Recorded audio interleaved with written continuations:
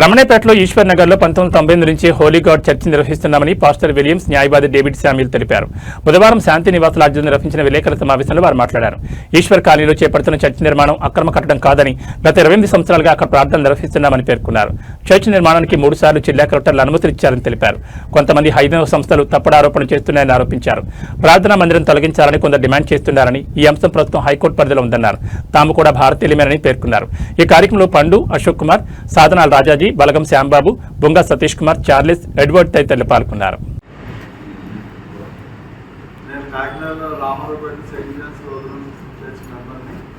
అలాగే ఉత్తరించే న్యాయవాదిని ఇప్పుడు సరా విలియమ్స్ చెప్పినట్టుగా ఆ రమణపేట ఈశ్వర్ నగర్లో ఉన్నటువంటి చర్చి వాళ్ళ తండ్రి గారి హయాం నుంచి సుమారుగా 1998 సంవత్సరం నుంచి ఇంకా ముందే మరి అక్కడ చర్చి నిర్వహించడం, మరి క్రైస్తవులందరూ అక్కడ చేరి ప్రార్థన చేసుకోవడం అనేటువంటిది జరుగుతూ ఉంది.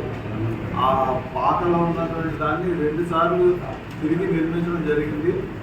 మరి జనం సరిపోక 3వసారి దాన్ని తిరిగి నిర్మించేటువంటి ప్రయత్నంలోనూ, అలాగే బిల్డింగ్ కూడా పాడవడం వల్ల మరి 3వసారి చేసేటప్పుడు వాస్తవాలు వక్రీకరించి మొట్టమొదటిసారిగా అక్కడ సంఘం కడుతున్నట్లుగా గవర్నమెంట్ వారిని కోర్టుని మధ్య పెట్టాలని చూశారు. అయితే అనాదిగా అక్కడ ఆరాధన జరుగుతున్నది అనేటువంటిది వాస్తవం కాబట్టి ఆ వాస్తవాన్ని ఎవరూ తప్పట్లేకపోయారు. అందువల్లే ఎన్నిసార్లు ఎన్ని రకాల అభ్యంతరాలు పెట్టినా కానీ కలెక్టర్ గారు చర్చి కట్టుకోవడానికి అనుమతులు ఇచ్చారు. అనుమతి ఇచ్చిన ప్రతిసారి ఏదో ఒక సాంకేతిక కారణం చూపించి, అంటే ఉదాహరణకి మరి కరోనా టైంలో గ్రామ సభ నిర్వహిస్తే మరి కరోనాలో కూడా రిలాక్సింగ్ టైం ఉంటుంది. ఆ రిలాక్సింగ్ టైంలో గ్రామ సభ నిర్వహిస్తే కరోనా టైంలో గ్రామ సభ నిర్వహించారని ఇలాగ చిన్న చిన్న సాంకేతిక కారణాలు ఎత్తి వాళ్ళు హైకోర్టుకి వెళ్ళడం, హైకోర్టు మళ్ళీ వాళ్ళు ఏదైతే సాంకేతిక లోపం చూపించారో మళ్ళీ ఆ లోపాన్ని సవరించి మళ్ళీ ఫ్రెష్ ఆర్డర్ ఇవ్వమని అన్నాం. మళ్ళీ అలాగే ఇప్పటికి 3 కలెక్టర్లు 3 సార్లు అనుమతులు ఇచ్చారు. ఎవరు అనుమతి ఇచ్చినా కానీ ఏదో ఒక చిన్న సాంకేతిక లోపాన్ని తీసుకుని వాళ్ళు హైకోర్టుకి వెళ్ళడం జరుగుతుంది. గమనించాల్సింది ఏంటంటే ఇన్నిసార్లు కోర్టు విచారణ జరిగినా కానీ ఒక విషయం మాత్రం రూఢి, అక్కడ అనాది కాలంగా సంఘం ఉంది, ఆరాధన జరుగుతుంది, ప్రార్థన జరుగుతున్నాయి. అది జరుగుతున్నప్పుడు అక్కడ ఇప్పుడు గొడవ చేస్తున్న వాళ్ళు ఎవరూ లేరు. ధర్మిలా వాళ్ళ స్థలాలు కొనుక్కుని ఇల్లు కట్టుకున్నవాళ్ళు. కాబట్టి ఈ విషయాన్ని ప్రభుత్వం నుంచి కోర్టు నుంచి కూడా తప్పుదారి పట్టించాలని వాళ్ళు ప్రయత్నం చేస్తున్నారు. మొన్ననే కలెక్టర్ గారు పిలిచి వాళ్ళని ఎంక్వైరీ చేయడం జరిగింది. వాళ్ళు వాంగ్మూలం ఇవ్వడం జరిగింది. ఇచ్చిన తర్వాత కూడా మళ్ళీ కలెక్టర్ గారు మళ్ళీ ఆర్డర్ ఇస్తారేమో దాన్ని అడ్డుకోవాలనే ఉద్దేశంతో మరి ప్రెస్ మీట్ పెట్టి జరిగిన విషయాలన్నీ అసలు ఆ చర్చి పంచాయతీ వాళ్ళు బోర్డు పెట్టినప్పటి నుంచి మా మిత్రుడు అసలు ఆ ప్రాంతానికే వెళ్ళట్లేదు.